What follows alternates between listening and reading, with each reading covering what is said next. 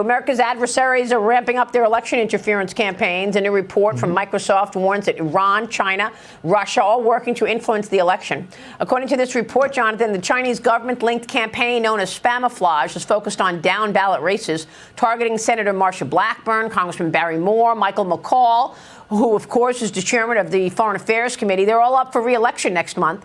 The CCP is also attacking Florida Senator Marco Rubio, who's not up for re-election, but he's been a critic of Beijing, Jonathan. And now we see how America feels about China as well. Your reaction?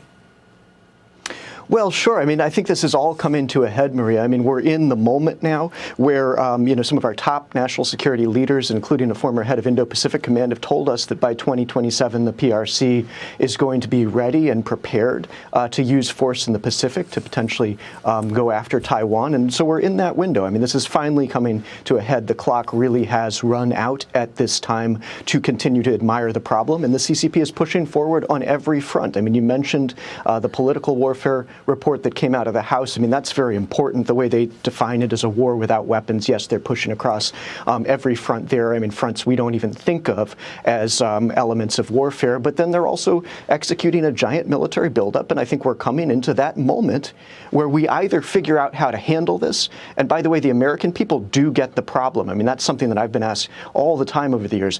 Why don't the American people understand this? Where's Main Street? It's not Main Street's problem. I mean, you can see these polls. It gets worse and worse every year. People understand this. What we don't have is leadership on strategy and policy in Washington or from our business elites. I mean, that's what you're going to need to do to start to really shift the game. And we need decision-making on real strategy to start taking on this problem. And I think also in these polls, we've seen some interesting developments, such as a majority of Americans now think that the U.S. should actively work to constrain the rise of China's power. I mean, that's exactly right. The people get the problem, and the people get that we have to shut them down and prevent them from surpassing us. So let's get busy doing that. There's a whole lot we can do, as I've talked about with you over the years.